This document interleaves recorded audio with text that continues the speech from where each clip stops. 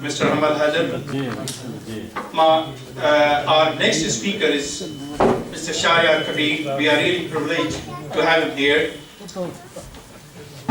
Mr. Shariyar Kabir is a human rights activist, writer, filmmaker from Bangladesh. He's a Bangladeshi journalist, filmmaker, author of more than 70 books focusing on human rights, communism, fundamentalism, history, and the Bangladesh War of Independence. Currently, he is present and he is one of the founders of what we call Nirmal Committee, the committee which launched the struggle to try those who were the collaborators in the genocide conducted by Pakistan and in Bangladesh in 1971. Shariyar Kabir has been imprisoned twice for protesting against government-sponsored minority persecution and was declared a prisoner of conscience by Amnesty International, while several international journalist forums and human rights defenders campaigned for his release. He has made a number of documentaries very powerful on the genocide of Bengali people during 1971. He is the recipient of numerous awards for his contribution to Bengali literature, including Bangla Academy Literary Award in 1995. Shariyar Kabir, Mike, it's yours. Thank you, Dr. Lakuluhana. Good evening, ladies and gentlemen. As you know that I'm a human rights defender for Bangladesh, extensively writing about the liberation war of Bangladesh, history of the liberation war, because it is very important for you to know how we succeeded, because as you are fighting for your rights, for your freedom, so it is sharing our experiences also very important. I can recall that first time when I visited Pakistan in 2001, I met some nationalist leader in Balochistan, in Quetta, and they were asked me that how Sheikh Mujibur Rahman succeeded to liberate Bangladesh and how he ensured the support of India and all these things. Well, my first observation was that, look, the advantageous position we had in 1971, first of all, Bangladeshi people, the Bengalis, they were the majority people of Bangladesh. And next, in 1970s election, they were the majority people. They won the election in Pakistan Parliament. Next, our territory, it was 1,200 miles apart from one place to another, West Pakistan and East Pakistan. And above all, we had an undisputed leader like Sheikh Mujibur Rahman, and that you don't have. But that doesn't mean that freedom-loving people across the world, be it in Pakistan or other part of the world, they will be just ignored just because that they have less number of people or their voice is not heard like us in 1971. I have seen a very interesting documentary, I think most of you have seen, that made by one Sindhi filmmaker, Shariyar. She made a documentary entitled Where Peacock Dances. Have you seen the film? So in that film, she has drawn a parallel between the Sindhi nationalist movement and nationalist movement in Bangladesh. One was led by G.M. Syed and one was led by Sheikh Mujibur Rahman. And the main war slogan of Bangladesh, the Joy Bangla, that we hired from Sindh. First it was, I have heard this slogan, GS Sindh, when we were in universities, we were fighting, for our rights, 1960s. At that time, G.M. Syed was the anonymous and disputed leader of the Sindhi people, and the GS Sindh slogan was so popular, and we borrowed that slogan from Sindh and we started chanting Joy Bangla. It is a civil war. And this is the way the Sindhi nationalist movement that led by G.M. Syed that inspired us when we are in universities. But again, we had certain advantage and that was why we succeeded, but that we had to pay a lot for them. So much pain, so much suffering, 3 million people sacrificed their lives for freedom. Officially it is 200,000, unofficially more than 500,000 women were violated, by the Pakistani army and the local collaborators during the liberation war of Bangladesh.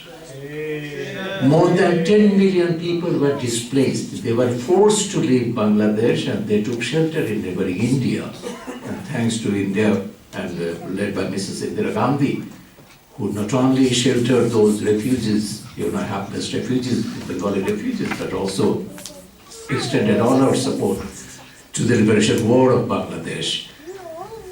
The reason is that, what I am drawing the parallel, the genocide committed by the Pakistani army, that has a philosophy, that is deeply rooted in the creation of Pakistan. The Pakistan was created in the name of religion, the two-nation theory. And later, when Pakistan adopted this objective resolution in 1949, that clearly said that Pakistan will be a theological state and everything will be ruled by Islam. Though it was quite contradictory to Jinnah's concept of Pakistan.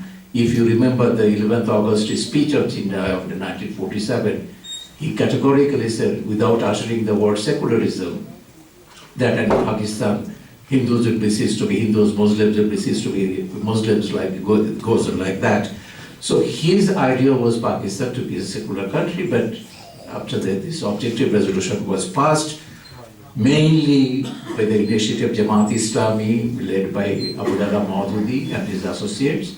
They wanted Pakistan to be an Islamic country, and later we have seen the disaster, the political Islam, the disaster of political Islam that caused and culminated in the liberation war of Bangladesh.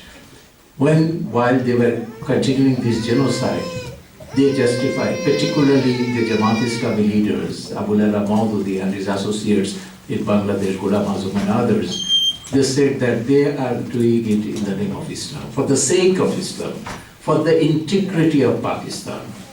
The people who are fighting for freedom, they branded them as enemy of Islam, agent of India, and enemy of Pakistan. And while killing or raping the women, they just branded them, these women, they are Male Ganimat, and that's why they should be tortured, they should be raped. It is justified as per Islam. That is the interpretation of Maududi's Islam. That is not real Islam. I have seen Islam, I have visited Sindh several times, since 2001. I am deeply overwhelmed by the hospitality of Sindhi people, even in the rural areas, wherever I went. They just hugged me when they came to know that I'm from Bangladesh. They just maybe, offered all kind of hospitality, and from Karachi to in deep interior I have seen. And we have seen a lot of similarities, the cultural similarities between Sindh and Bangladesh. In fact, my next film, I'm going to make an observation on this part, that my next film title, about a great Sindhi, classical dancer, Seema Kermani. I'm making a documentary on Seema. And there I will portray parallel between the similarity of cultural similarity of Sindh and Bangladesh, or the eastern part of India. The Seema who explained that how the Sindhi culture, that is the culture of Indus Valley civilization, influenced or shaped the entire South Asian culture or South Asian civilization. So that is my focusing point of my next documentary. And while even last year when I went to Sindh, Karachi, just after that incident, when those Islamists, those terrorists, they bombed the shrine of Hazrat Shahbaz Qalandar, and that is also a pride of Sindh.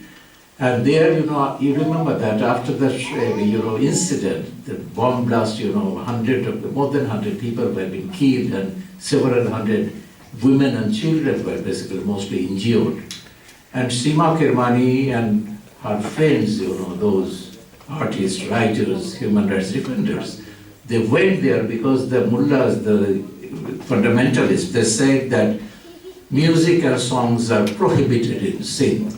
No one can sing, particularly in the shrine. No one can dance. You know about the dancing tradition of dances in the shrines, particularly in Shahbaz Qalandar. But Seema, this courageous Sindhi, classical dancer, she went there, she dances before the, shrine, and she said music and songs and dance, it will continue in Sindh. No one can suppress us. So this is the courage the people who are living in Sindh, and they are fighting against those odds and repression in the name of religion or in the political repression goes on. So the major problem what we see now, the Pakistani establishment, well, our problem is that we couldn't try the Pakistani perpetrators of genocide, those generals who committed genocide, responsible for committing genocide in Bangladesh. We failed to try them. Even after the, creation of Bangladesh, there was a commission, headed by Hamudur Rahman, and that commission also suggested those who are responsible for killing innocent people or raping women, they should be tried, those generals should be tried. But Pakistan establishment government never disclosed that, commission's report. But unofficially, we have seen.